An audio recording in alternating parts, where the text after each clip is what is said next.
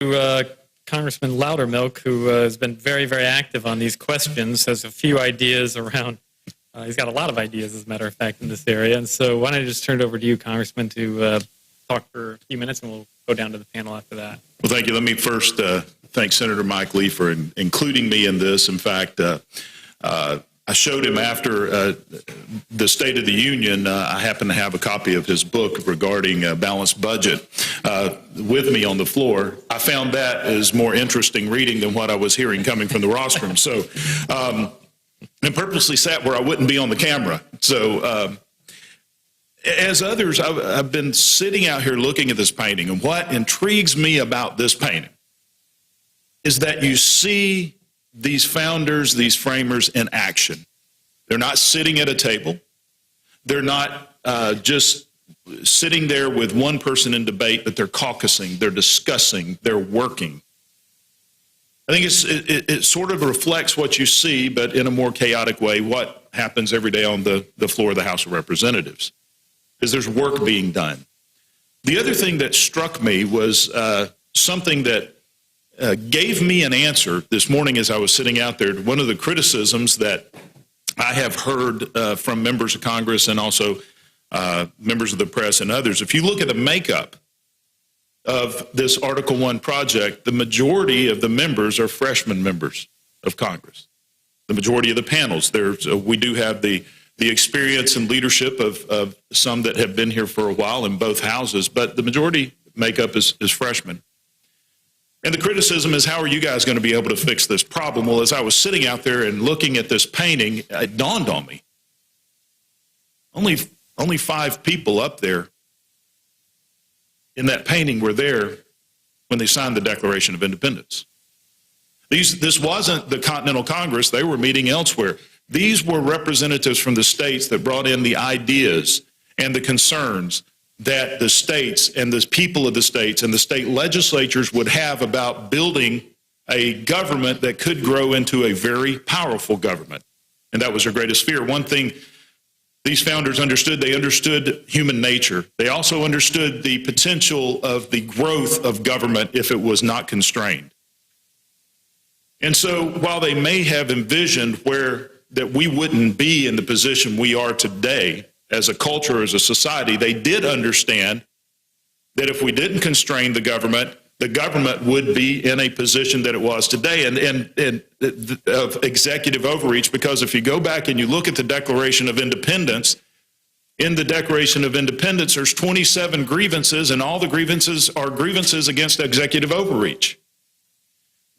Ironically, when you read it, the first 7, there are many more, but the first 7 actually address overreach of legislative powers. It shows how important this was to our founders. Not only did our Constitution set a framework that constrained the power of a federal government, it also put into place the ability for the most accountable and directly responsible to the people branch of this government to hold the other branches accountable. And the way they framed that is through the power of the purse. One of the problems we're facing today is there isn't a single purse. Their idea was that Congress would control the power of a purse. When you look at what's happening in many of the departments, many of the agencies, some of them are becoming closer and closer to being self-funded through fees and penalties and fines that they claim are outside the reach of the appropriations process of Congress. That's one of the areas that we have to address. The other thing that the founders envisioned is that this Congress, or any Congress or the legislative branch, would also know where the money is being spent. Knowledge is power, but ignorance is weakness. I think Congress has become very ignorant of exactly where the money is being spent once it is appropriated to various agencies. Many years ago, there was something that we are wanting to look at as part of this Article 1 project. There was something that was known as the Byrd Commission. It preceded, the Byrd Commission was given the responsibility as a committee with the subpoena power to be able to go in and look deep, do deep diving into every appropriations to find out where there's duplication, where there's fraud, where there's waste. and where we're spending money on projects that we no longer need to spend money. These are the types of things that we need to be doing in Congress today, is doing some deep diving, going into the details, looking for areas of fraud, waste, abuse, but also duplication of services. These are the things that many of our state legislatures are doing.